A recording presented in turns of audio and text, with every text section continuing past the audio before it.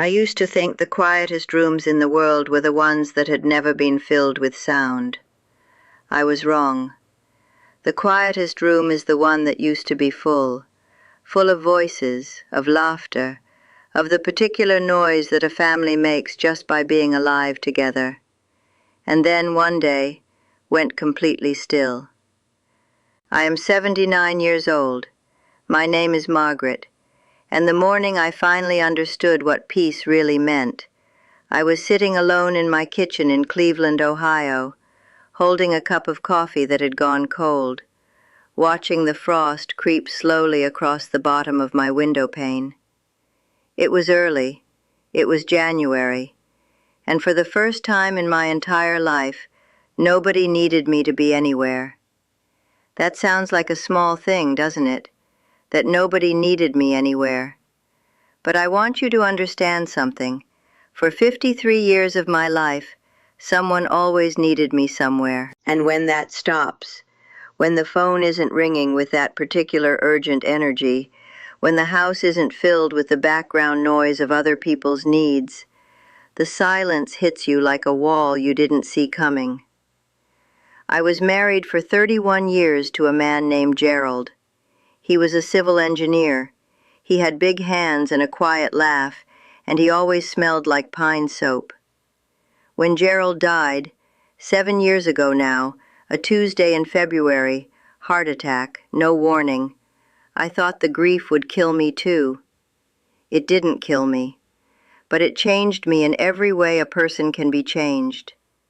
I remember the weeks after his funeral like a strange dream you can't fully recall. My daughter Carol flew in from Portland. My son David drove up from Cincinnati.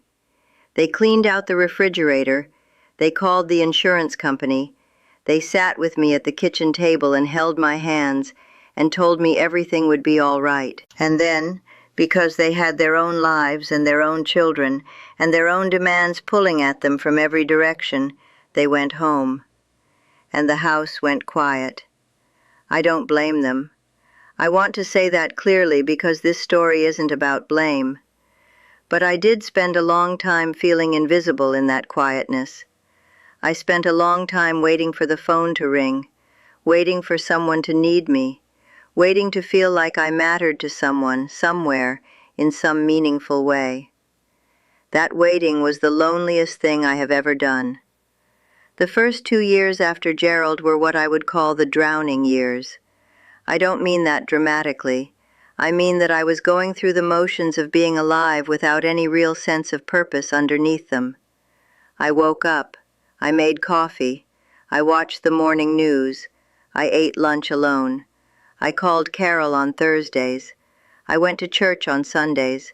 I watched television until I fell asleep. And I felt, in a way I had never felt before in my life, completely and utterly unnecessary. I was 67 years old, and I genuinely did not know what I was for anymore. There were health things, too. My knees had gotten bad. Years of standing in the school library where I'd worked for 22 years had taken their toll. I had some trouble with my blood pressure. I started wearing reading glasses, then stronger reading glasses, then the kind with the little chain so I wouldn't lose them. My body was becoming very gradually a thing I had to manage rather than a thing I could simply live inside of. I remember going to my doctor, Dr. Sanchez, a calm, steady woman I trusted enormously, and telling her I was tired all the time. She ran tests. Everything came back normal for my age, and she looked at me very kindly and said, "Margaret, sometimes the tiredness isn't physical. Sometimes it's the weight of living alone." I drove home from that appointment and sat in my car in the driveway for 15 minutes, crying in a way I hadn't let myself cry since the funeral. Because she was right, and I hadn't wanted to admit it. The turning point came from the most unexpected direction.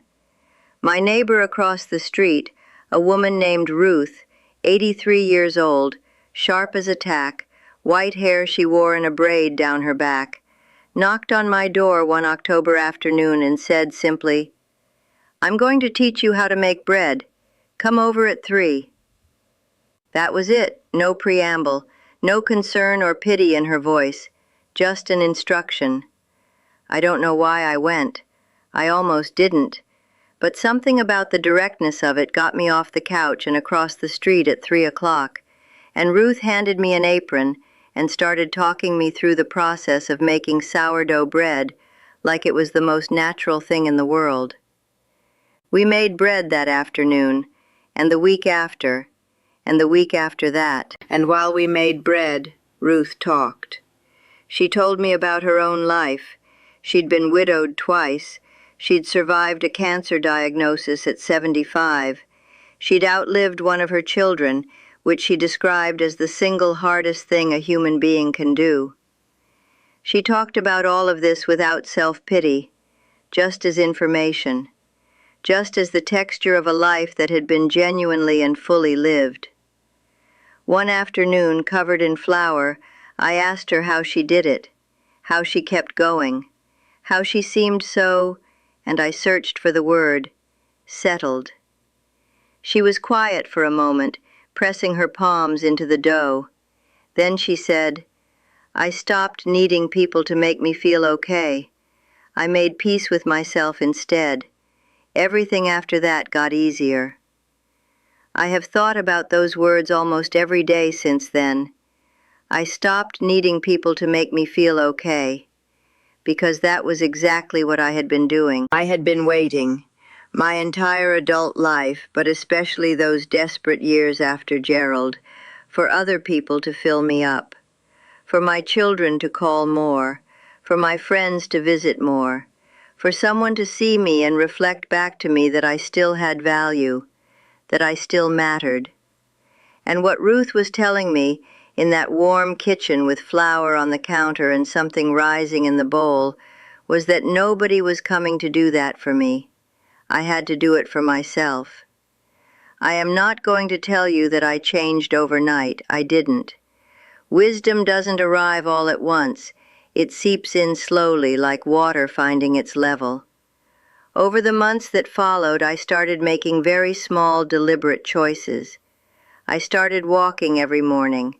Not far, my knees wouldn't allow far, but around the block, then 2 blocks, then down to the little park with the duck pond 3 streets over. I started bringing stale bread for the ducks, and then I started noticing the light on the water in the mornings, and then I started just stopping and standing there and breathing, and letting myself feel something that eventually I recognized as gratitude.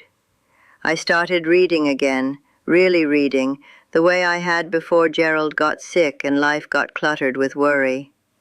I went back to the library, not the school library where I'd worked, but the public library, where nobody knew me as anything other than a woman who liked novels. I read things I never would have read before, poetry, memoirs, books about birds. I joined a gentle yoga class at the senior center, which I initially thought would be embarrassing and turned out to be one of the best decisions I have ever made.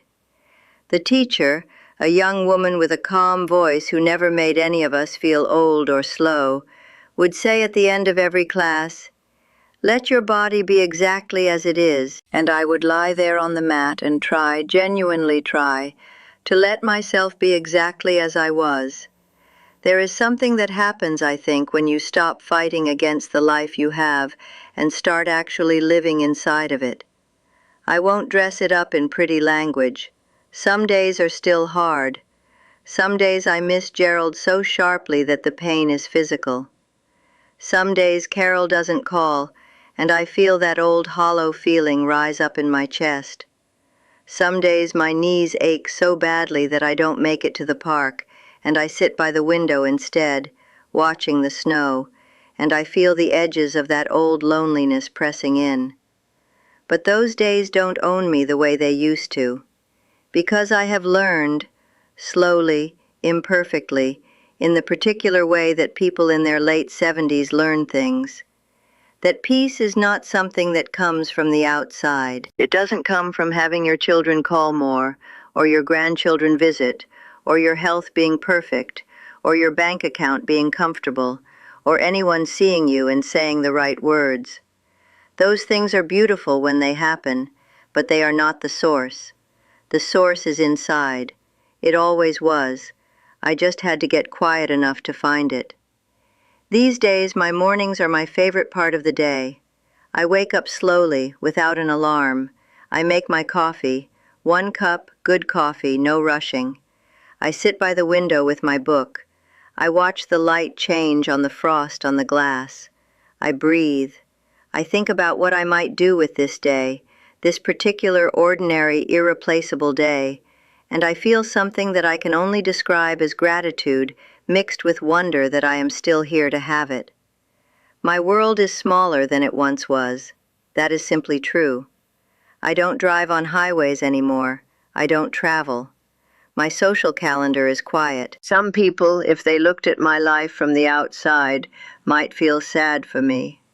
But I want you to hear this, really hear it. I am the most at peace I have ever been in my life.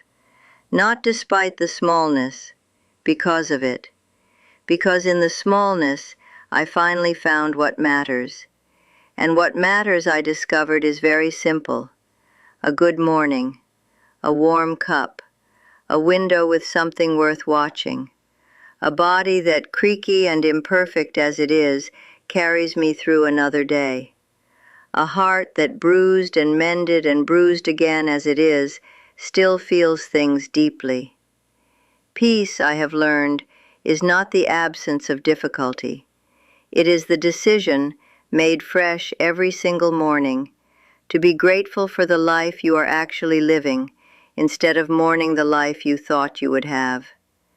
I am 79 years old, and I have never in all those years felt more like myself. If this story touched something in you, if it found you in a quiet room somewhere, holding your own cold cup of coffee, wondering if this is all there is, I want you to know something. It isn't all there is. The peace is still available to you. It is patient. It is waiting.